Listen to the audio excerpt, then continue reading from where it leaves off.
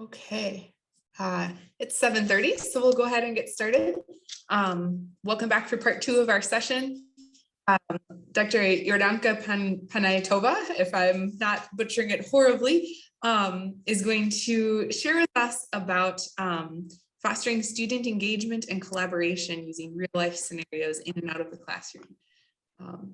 You can take it away. Thank you. Thank you so much for your introduction. And I will continue practically from where my collaborator stopped her previous talk. And yes, my talk is about the collaboration and how we engage students in real life scenarios. But I will start a little bit from kind of, we'll make a step back, because one of the main goals that we have in college is practically preparing our students for their career. It could be also graduate school, but this is what we practically are hired here to do, to prepare them for their career. So career readiness has been defined from the National Association of Colleges and Employers as attainment and demonstration of some competencies, and they listed there in their document the most important competencies that our students have to have, and what in general they look from our graduates for them to have. So on one of the first places, this was the teamwork and collaboration. And we all now know how more and more complex and complicated the problems that we need to solve are becoming. So from this perspective, the collaboration and teamwork is really one of the very important competencies or skills that our students have to possess. Leadership, of course, is important. Critical thinking and problem solving skills, where the math has a huge part. Then ability to leverage existing digital technologies to complete different tasks. And here comes the mathematical modeling part. Communication skills. Here comes the presentations that we, in general, try to involve our students. And of course, equity and inclusion, where we are touching on this by collaborating, making a collaborative groups where students can see different perspectives. They can share their different perspectives. So this is kind of my motivation behind. Okay, I can scroll here, just trying to find from where I can scroll it. So just as Myla shared her experiences, I want to share my experiences, and as I already mentioned on the previous slide, to develop these competencies or these skills, the ideal case, ideally what we can do is to involve our students in a real life scenarios, because only teaching the classical kind of math in our classroom, we probably won't be able to touch on all of these different skills that that our graduates have to have. So I first started involving students in, we have the so-called independent research classes, where I would lead first 1 or 2 or rarely 3 students, because in the beginning, it looked very scary to me even, because how I can make, I first taught at research university, and then I came to this undergraduate university where we are focused on undergraduate teaching. So the general thought in the research universities is you cannot teach research to undergraduates. That was something that I generally, for some time in my life, also kind of shared, but not for long. I very fast understood that there are big opportunities for undergraduates, and we can involve them at early. And this is what I started to do when I came to CNU, the Christopher Newport University. I first, I tried to recruit students from my classes because I knew them and I knew who is looking forward to a little bit more challenges in the classroom. And I also involve them in presenting at some conferences so they can feel confident, gain confidence through this experience. We also have at CNU Paideia, which is a research symposium where our students can showcase some of their independent research throughout the year. This is at the end of the academic year.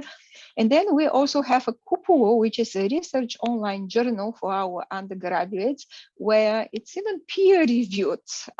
Actually, it's not peer because it's reviewed by professors, but it is like a peer review outlet for them. And all of these were great opportunities again for the students. But once I started doing this, that was the first and the kind of the starting of the second year. Then I decided, but why not just risk it and introduce some modeling scenarios in the classroom. And what helped me was that I started teaching mathematical modeling class. They gave me to teach that class because we are a few faculty who really want to teach this class, and even longer list of faculty who want to teach differential equation class, so we are rotating. And then when I think at the second semester of my second year and in the first semester of my third year here, I taught differential questions class and mathematical modeling class, and I was able to start in using the semi-ODE scenarios in my classroom, from where I think I learned from a colleague about the semi-ODE, but when I started using the scenarios, I kind of fell in love with them.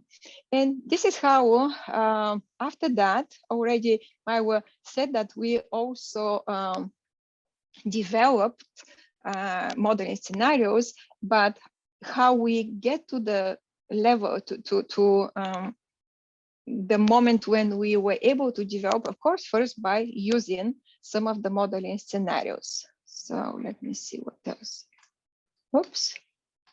So here are the list of scenarios. She already mentioned a couple of them, which we developed through participating in the semi-ODE DMARC, for which we are very thankful to Brian Winkle for allowing us to be part of that.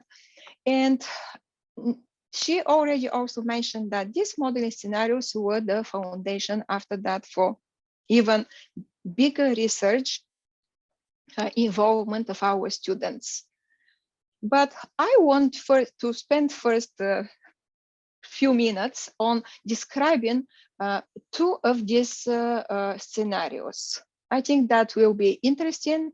Hopefully it will be interesting for you to understand what are these scenarios about. So the first scenario was about the oncolytic viruses and how would they used for treating of the for cancer treatments. So in these projects, students explore the oncolytic virotherapy using, of course, systems of differential equations. First, we started relatively simple, because to say that system of 3 differential equations is simple, of course, is not fair, but it is relatively simple because there could be, as you know, many more variables that we can include. But we started with a system of 3 differential equations. Maybe I can show them here.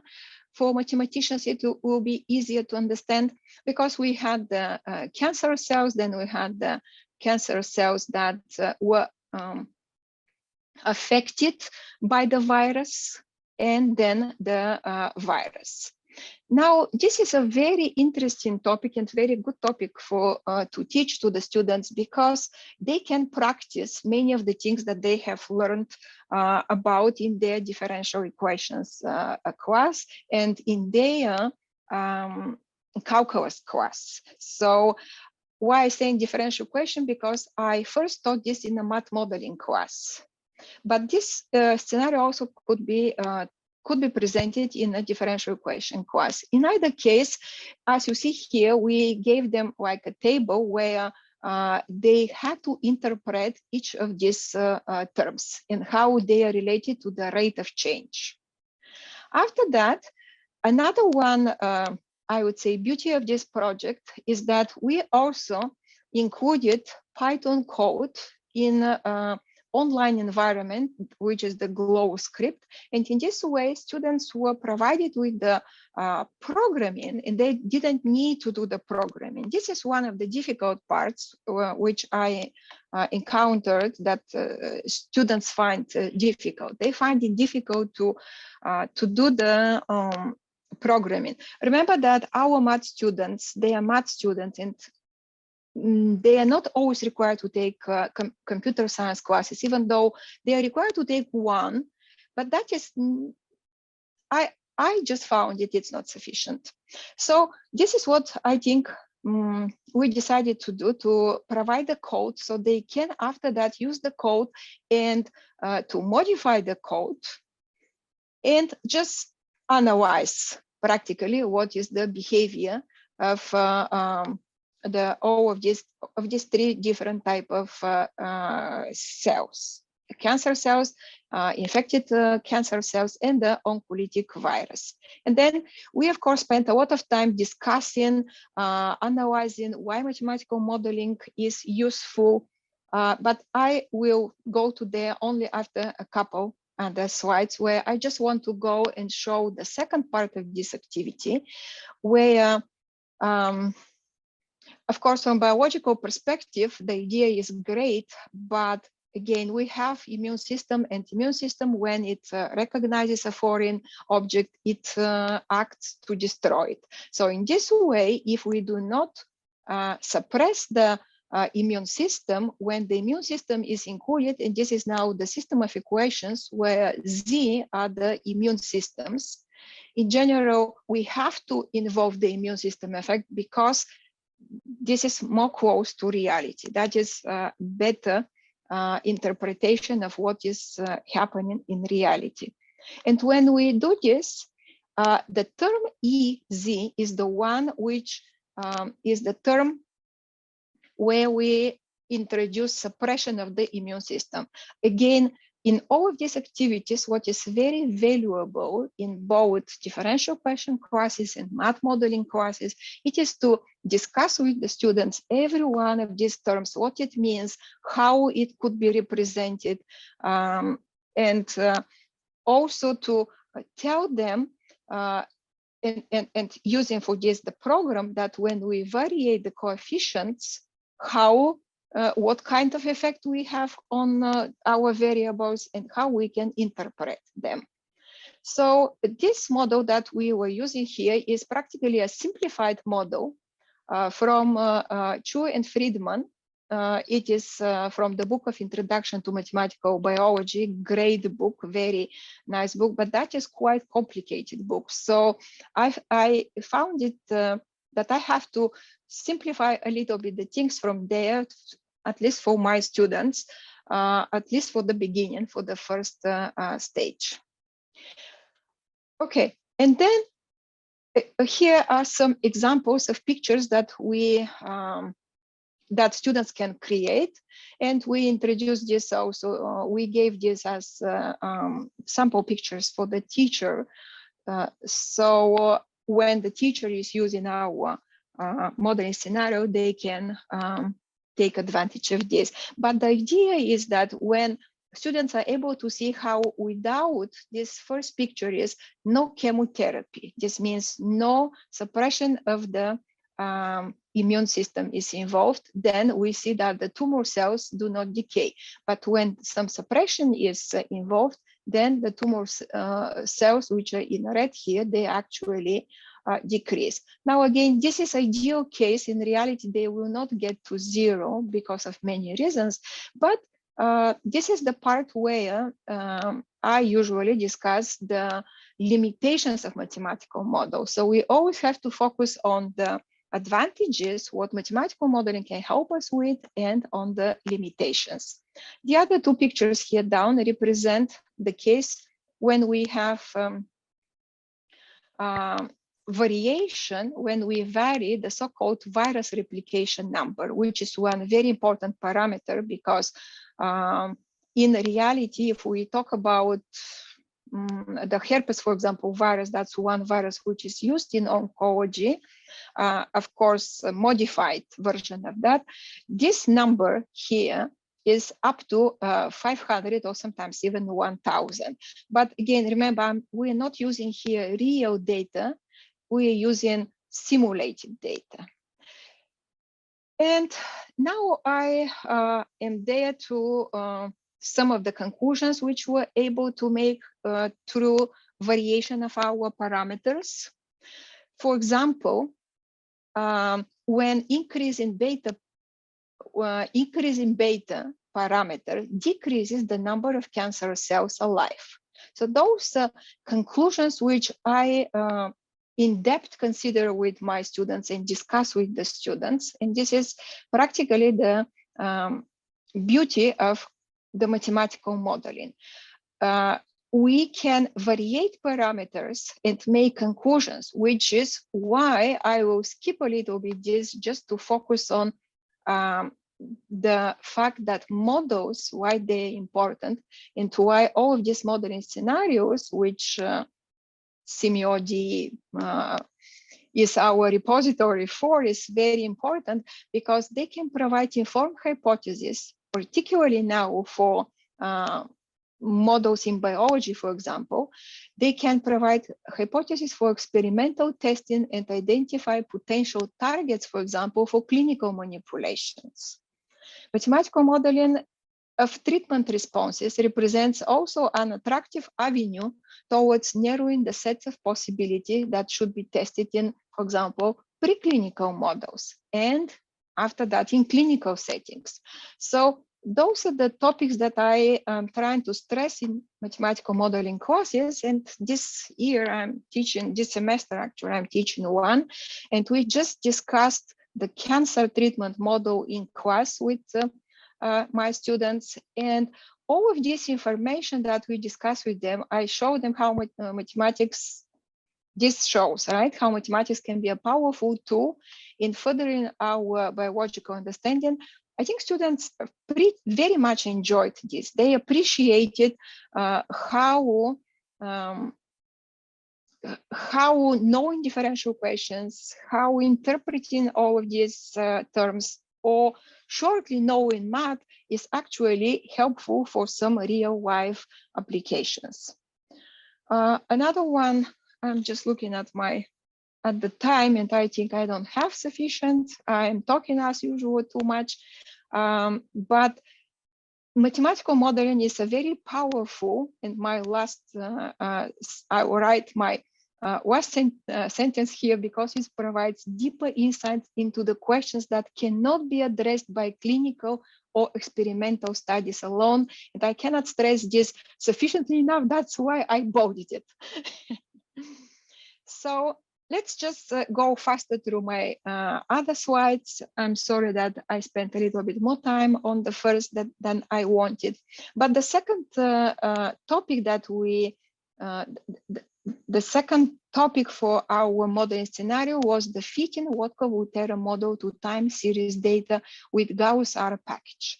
Just as the title says, this is a Wodka-Volterra, but fitting to a real time series data. And idea for this actually came even from the previous year SimioD Expo, when I listened to another one colleague who was using R for fitting.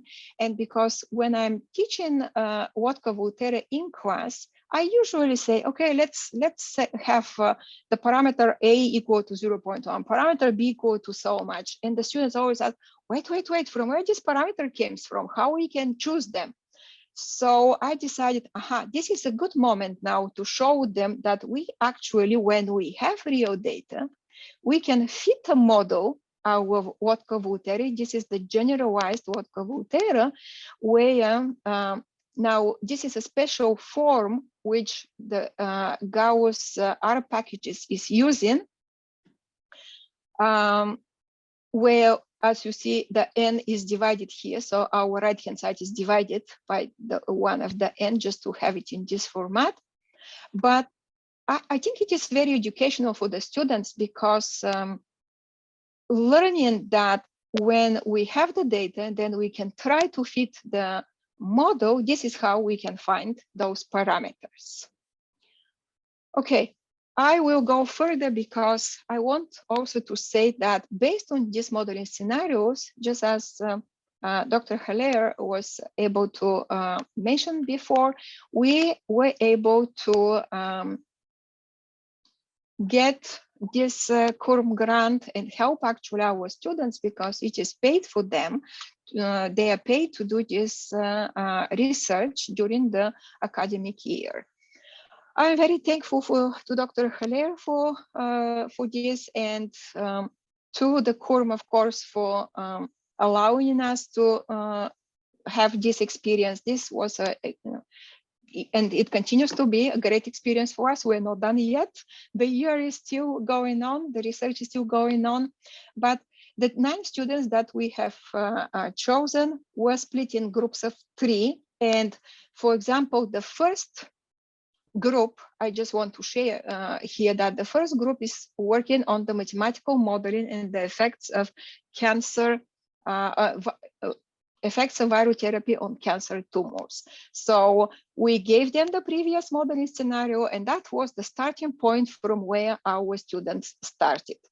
And after that, we generalized the system even more, including another one equation where n are the dead cells.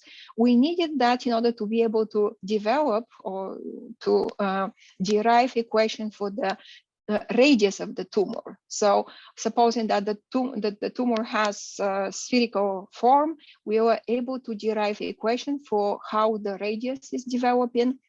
And the students did this beautiful chart also to represent the connections between all of these terms. And this actually helped them very much understand how all of these terms are connected between each other, because it is difficult when we're looking only on the equations to understand what is going on. So this is one of the creations of our students. Then they continue to do numerical simulations, very similar to the ones that I shared already. And then currently, then we also analyze the stability, because those are 1, 2, 3, 4, 5 equations of differential, 5 differential equations. And we found the equilibria, we found the stability, then we did the numerical analysis, and then they are analyzing the sensitivity of the model. The sensitivity means the how variation of our parameters will affect the solutions, which is very important also, with very important concept when we're talking about mathematical models. Yeah, and I wish I had a little bit more time to say about that even more, but I have a couple of minutes, and I want to tell you also for the second group. The second group is analyzing the bioeconomic harvesting in a predator, oops, a little bit of typo, sorry, in a predator-prey system. And we are discussing particularly a case study in a Chesapeake Bay fisheries, where we were using the data from the fisheries, Chesapeake fisheries on Atlantic menhaden and the striped bass. So this is the application practically to data that now the students found. They extended the R project that I was telling you about. And we even extended this project even further, because as previously, this is a system of 2 differential equations. Then we can talk about equilibrium, we can talk about the stability of the found equilibria. We can then relate them to the system of the menhaden and the striped bass in the Chesapeake Bay. And then we can go even further and ask questions on, for example, how we can harvest these fish, because they did a lot of research on the menhaden and striped bass, but these are 2 very important fish in the Chesapeake Bay. and the students researched about how important are they, and that they are even over harvested. So our next goal was to involve the bioeconomic analysis, or bioeconomic, we name it bioeconomic harvesting, because the question that we want now to answer is, remember, it's very important when we're talking about real life scenarios to keep it really related to what is important in reality. In reality, what's important is the so-called policies. And we wanted them they also to research about what kind of policies policy makers, right, are doing in the Chesapeake area. So what we found out is that they're using something that is known as a maximum sustainable yield. That's a real policy that is usually considered but for one species.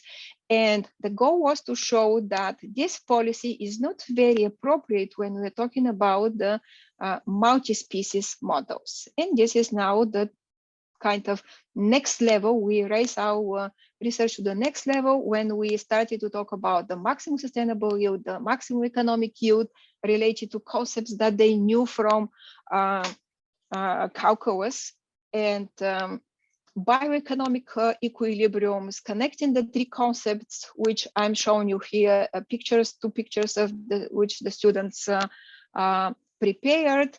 And we have as a goal, we also are going to talk about the optimal harvesting control. And I'm almost done. So this is again our group of students with us and Dr. Haller.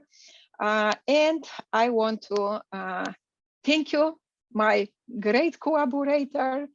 She is great and she is perfect and always is lifting my spirit up and making actually math even more enjoyable. And to Dr. Brian Winkel for his continuous support, starting from Denmark and even before that, and for inviting us to do this talk here. Okay, thank you so much. Thank you very much. That was wonderful.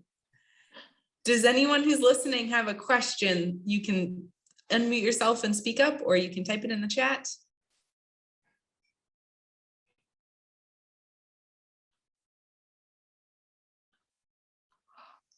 Oh, I can't believe it. my screen is doing tricks. This sounds like an incredible experience for both of you and for your students.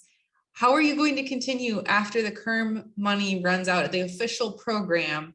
Do you have a plan in mind for recruiting students and getting, helping the next generation be involved next year?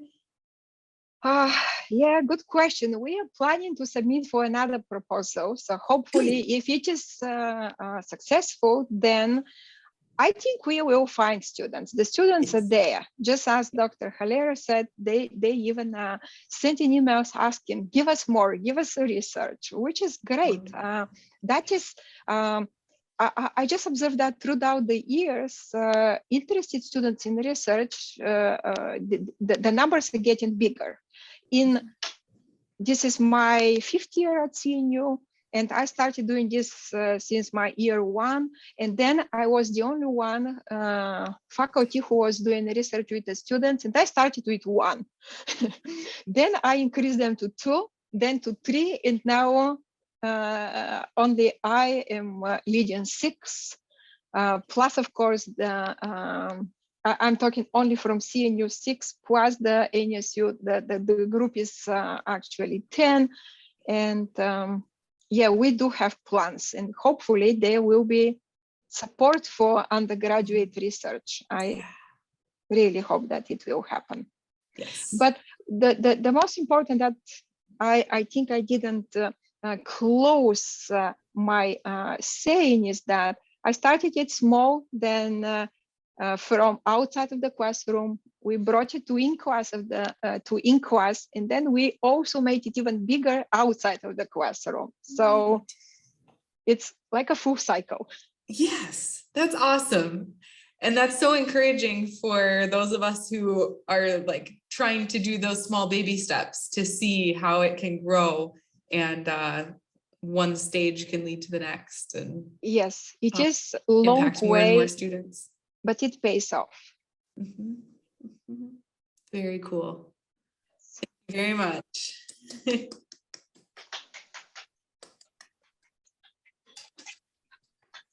Awesome.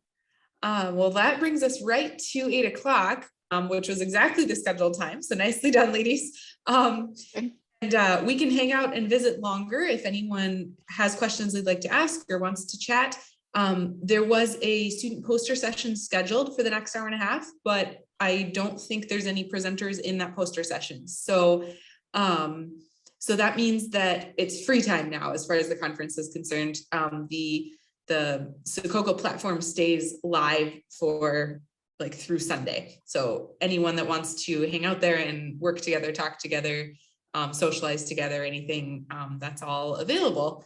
And otherwise, we'll see everyone back tomorrow at noon. Oh yes, good. We have a question. Thank you, Nathan. Go ahead. Sure. I'm really interested. So I'm not familiar with R or RStudio at all. But the way you talked about training like standard models on actual real data sets that you get, or that you can pull from a site, or you can get from a company or whatever, that sounds really exciting. Do you have any resources that you found really helpful in helping teach students how to use that, like the Gauss R package? I'm familiar with R, but I have never heard of Gauss R before. So do you have any resources that would enable to kind of scaffold that process of doing that for students who may not be really comfortable with R at all? Yeah, that is the tough part of this is it's easy to do it if the students have exposure to R. So what I found useful is to make to make a handout where you can provide the code, and of course you have to help them install the R. The package Gauss R is actually very easy to install. It's once you install R, it's kind of already there. But in general, this is a challenging project, and I put this in the teacher version. I said that it is difficult for some of the students. Those, I have some students who had exposure to data analysis. For them, it was just very easy. So this is one of the challenges that we have. I'm sure everywhere we have, as teachers, we have very mixed type of students. In my classes, I have math majors, I have computer science, I have engineers. What is interesting, my math majors are even weaker than the engineers, what concerns particularly this type of projects. So computer science didn't have big problems. They did it very fast. But another one challenge I observe is that if the student is used to, say, Python, they are kind of willing to do it all on their own in Python. So now that's actually really heartening, because my school has a lot of students who are really comfortable with Python, and that would be easier. So when you say that they're willing to kind of figure it out on their own in Python, so there are comparable packages to Gauss R in Python, because I've never used Python before for anything. I'm aware of some of the packages. Okay, so you don't know like what packages in Python the students are using to do those tasks. Okay. No, but they told me that there is something, but I told them if they're gonna work in Python, don't expect support from me. So this is my disclosure. But it is a challenging project, and for the beginning, I would advise it maybe for a group of students, for us an independent research out of the classroom. But it is possible. Now I know that in another university where my daughter is, for example, they actually do require knowing of R. and they are learning it in their stat class. So if they had R in their stat class, then they will fly then through this. So there are these restrictions, which we of course have to take into consideration. But I was inspired again using R with another one colleague. I think he also presented today. I just was teaching and couldn't go and listen to his today's talk. What's his name? Buyan Kostadinov. Yes, he's even from Bulgaria, as me. But he's a professor at New York City College of Technology. Previous year at CMOD, he did the SIR model in R, but he did it kind of from scratch. I decided to use the Gauss-R package. It makes it easier because they have all of these optimizers they are done, and I think it's easier. Yeah. Right. And the point of the course isn't to really induct students into the culture of coding. Yes. So you want to make it as approachable as possible. Exactly. Okay. And even though previously I myself was this type of person, I better do it on my own from scratch. Now I changed. I think my students changed to me because they said, okay, look, this is available. And I actually also learned from them a lot. So we are exchanging ideas. Thank you. Thank you for your question. Yeah. Okay, last call for any more questions. Otherwise, we'll close the Zoom, and anyone who wants to meet up in Secoko is welcome to do so. Okay. Okay, going once, going twice. All right. Good night, everyone. Okay, thank you. Bye. Thank you both.